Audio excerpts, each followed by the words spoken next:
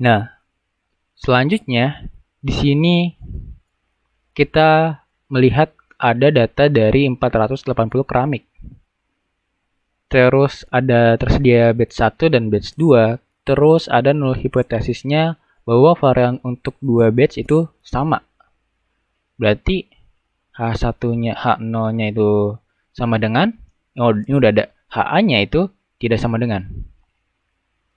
Berarti dia total kan ya. Nah, tapi di sini dia disuruh untuk mengkalkulasi F statistik untuk tes ini.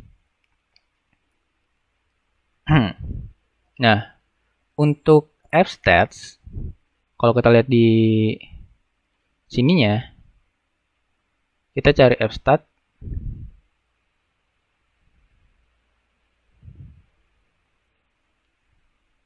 Nah, rumusnya ini F sama dengan S1 kuadrat dibagi S2 kuadrat. Tapi untuk menentukan S1-nya, kita mencari di mana S1 kuadrat ini lebih besar daripada yang lain. Berarti kita nyarinya itu, untuk menentukan S1-nya itu, kita nyari yang paling besar. Dan kebetulan juga ini standar deviasinya ini ya, batch 1-nya ini yang paling besar. Berarti udah dapat ya, kalau misalkan udah ketemu standar deviasi SD-nya ini satu itu yang S1. Berarti tinggal kita bagi aja. F-stats K365 kuadrat dibagi sama 61 kuadrat. Hasilnya 1,1. Tinggal kita cari F critical-nya. Ini bisa pakai rumus.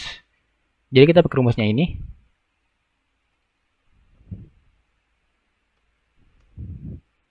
Kalau kita pakai rumusnya, F critical-nya itu, jadi kita kan pakai yang 5% ya.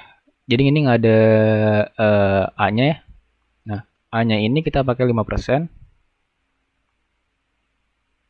Nah, kalau kita lihat F inverse.rt di sini karena dia total, kita makanya 0,025. Ya kan? Atau kita pakai A per 2 kalau total kan ya. Nah, fractal.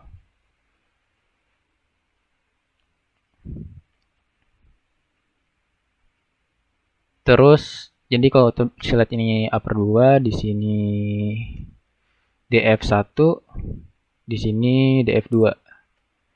Jadi kita nggak langsung DF semuanya gitu kan ya. Nggak langsung DF semuanya, ngambil dari 480 jadinya 479. Tapi kita nyari DF1-nya dan DF2-nya, yaitu tinggal 2040 dikurang 1 dan N2-nya 2040 dikurang 1. Jadi masing-masing 239. Jadi dapat F-grade-nya itu 1,289384. Dan ini fail to reject.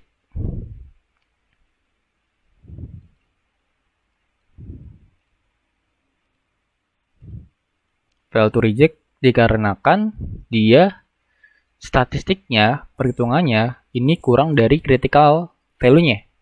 Ya kan? Karena dia berada di luar zona critical. Jadi makanya kita fail to reject.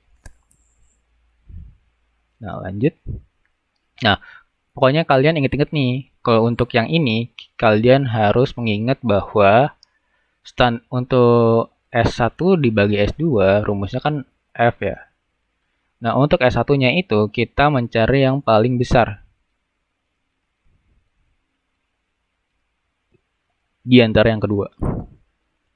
Jadi untuk menentukan S1-nya gitu. Jadi walaupun misalkan batch 1-nya itu 60 dan batch 2-nya itu 61, kita pakai yang S1-nya itu yang 61 untuk batch 2. S2-nya itu baru yang 60 gitu. Jadi nggak tergantung soalnya. Soalnya kalau misalkan batch 1-nya itu 60, standar deviation 60, batch 2-nya itu 63, kita nggak bisa nentuin kalau S1-nya itu yang dari batch 1. Tapi tetap kita nyari S1-nya itu yang paling besar.